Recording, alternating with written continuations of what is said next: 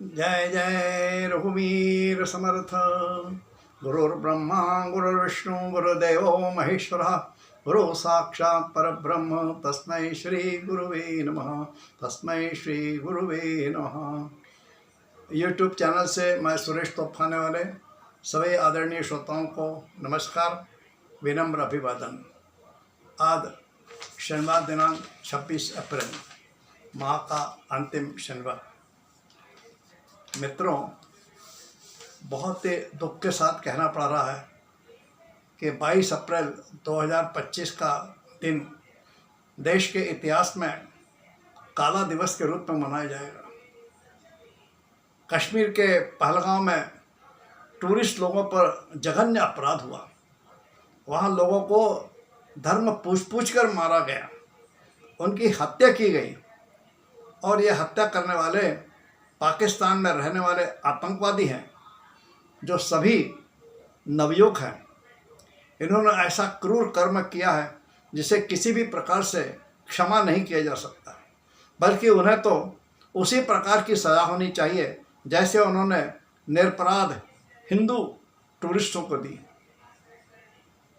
समर्थ रामदास स्वामी ने अपने दासबोध ग्रंथ में लिखा है, धटा से आसावा धट, धटा से अणावा धट, उद्धटासी पाहिजे उद्धट, जैसा तैसा जेव्हा भेटे तेव्हा मज्जालसी थाटे। और वे आगे कहते हैं, अमर्याद फितवेखोर त्यांचा करावा संहार। यानी समर्थ रामदास का कहना यह है कि जो जैसा है उसके साथ वैसा ही व्यवहार करना चाहिए। जो उद्धट है, उदंड करता है, उसका उसी प्रकार से उसका जवाब देना चाहिए। और वो तो यहाँ कहते हैं अमर्याद जो है, जो मर्यादा छोड़ के काम करते हैं, उनका तो पूरा सर्वनाश करना चाहिए, संहार करना चाहिए। मैं सामने का शत्रु यदि सारी मर्यादा तोड़ रहा है, उस समय हमें भी मर्यादा न सोचकर शत्रु का नाश करना चाहिए। बहुत अधिक सज्जनता जो होती है वो राजनीति में बहुत बड़ा दुर्गुण माना जाता है। भगवान श्री कृष्ण ने भगवत गीता में यही कहा है, यही उपदेश उन्होंने दिया है। हमें मालूम है पृथ्वीराज चौहान ने मोहम्मद गोरी को 14 बार युद्ध में पराभूत किया और उसे जीवन दान दिया। और उसी मोहम्मद गोरी ने एक मौका मिलते ही पृथ्वीराज चौहान को मार डाला। यह इतिहास हमें बताता है, कश्मीर का ही इतिहास बताता है कि भारतीयों की अति सज्जनता और अति उदारता के कारण हजारों हिंदू मार दिए गए और लाखों हिंदू बेघरबार हो गए। सर्वधर्म समभाव और निधर्मी समाज रचना विचारों के कारण आज हिंदू समाज तेजहीन बलहीन बन गया है। आवश्यकता है समाज शक्तिशाली और संगठित हो, क्योंकि संगठन में ही शक्ति है। आज सारा देश चाहता है कि उन सभी अत्याचारियों को तुरंत वैसे ही सज़ा मिले जैसे उन्होंने हमारे हिंदू भाइयों पर किया है। इस निर्मम हत्या में जिनके प्राण गए, उन सभी के प्रति श्रद्धांजलि समर्पित करते हुए पीड़ित परिवारों के प्रति अपनी संवेदना मैं प्रकट करता हूँ। वंदे मातरम, जय हिंद। मित्रों, अब आज का विषय का चिंतन करेंगे। आज का विषय है जगत के माता पिता। शिव पार्वती संसार के माता पिता कहे जाते हैं, इसीलिए शिवरात्रि के दिन, महाशिवरात्रि के दिन उनका विवाह बड़ी उत्साह और आनंद के साथ मनाया जाता है। शिव अनादि हैं और पार्वती एक महान स्वाभिमानी हिमवान की पुत्री है, वे राजा दुलारी है। शिव तो चिताभस्म लगाते हैं, बैल नंदी पर घूमते हैं, वे बैरागी हैं। और माँ पार्वती शुभ और सौभाग्य से अलंकृत है। शिव सर्प व गजचर्म पहने हुए हैं।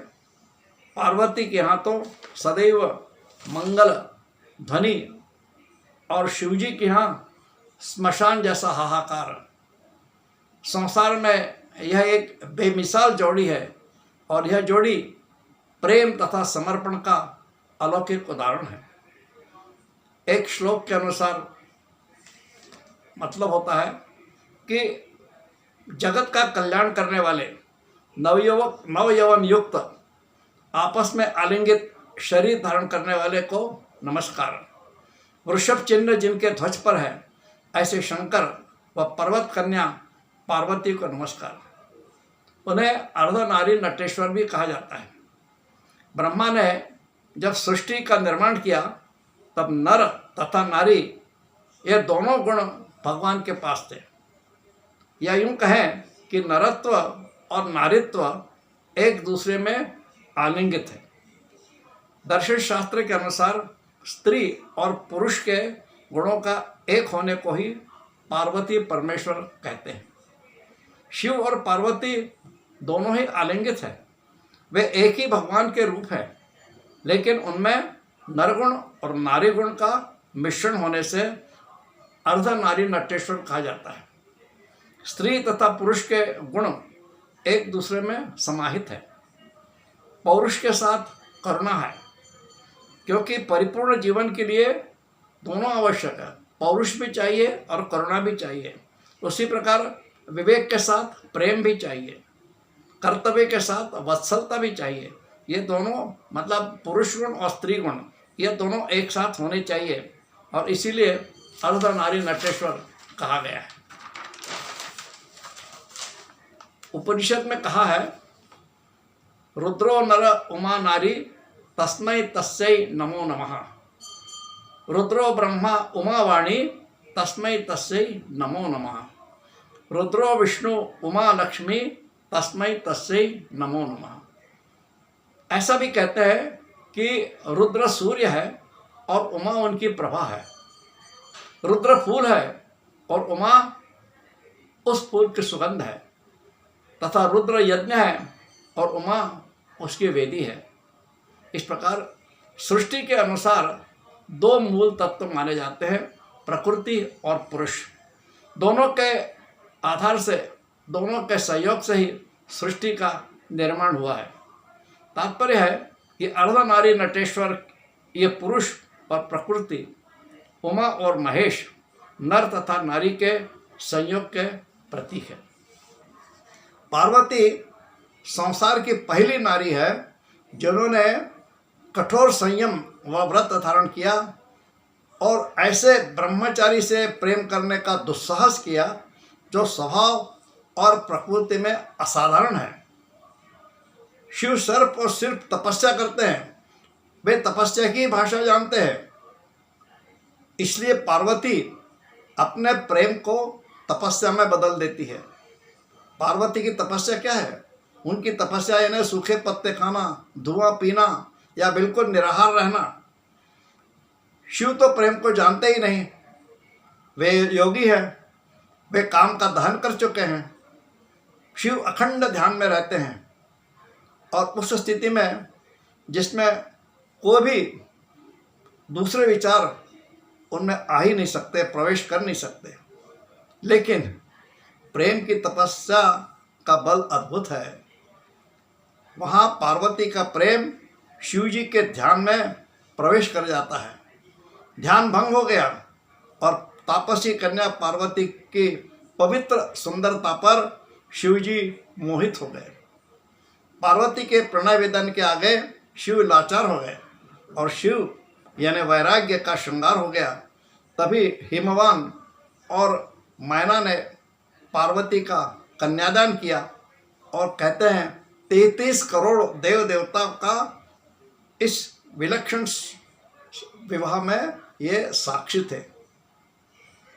और शिवजी के बारात भी कोई साधारण नहीं थी, सबसे अलग थी। बाराती कौन थे? शिवजी के बाराती जो थे वो गण भूत प्रेत सभी स्मशान के भस्मधारी, गले में मुंडमाला गले में है।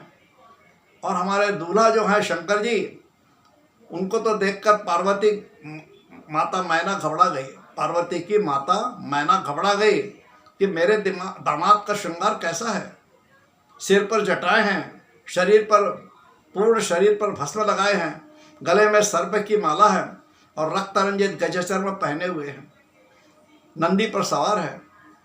स्वागत की थाली हाथ से नीचे गिर जाती है, लेकिन नारद जी माता मैना देवी को वास्तविकता का ज्ञान देते हैं। शिव को अपने स्वयं की धुन ही नहीं रहती है, वे तो भांग पीते हैं, धतूरा खाते हैं। शिव भोले ही नहीं, वे भोलेनाथ है, वे अपने जीवन के सम्राट हैं। शिव के विचार स्वरूप में लीन होकर, शिव के विराट स्वरूप में लीन होकर पार्वती ने संसार की नींव रखी। तपस्या का फल कितना सुंदर होता है, कैसे चरितार्थ होता है, वह शिव पार्वती ही जानती है। श्मशान का वैराग्य प्रेम वसंत का उत्सव हो जाता है। कैलाश पर्वत की बर्फ पिघलकर नए जीवन में ढल गई और इसीलिए महाशिवरात्रि का दिन संसार के आरंभ का दिन माना जाता है। शिव पार्वती ने विवाह संस्था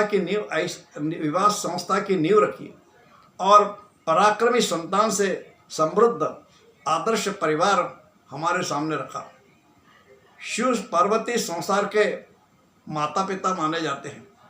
संसार की भलाई के लिए शिव विष का प्राशन करते हैं और कभी दुखी नहीं होते, और पार्वती कभी भी विरह का आलाप नहीं करती।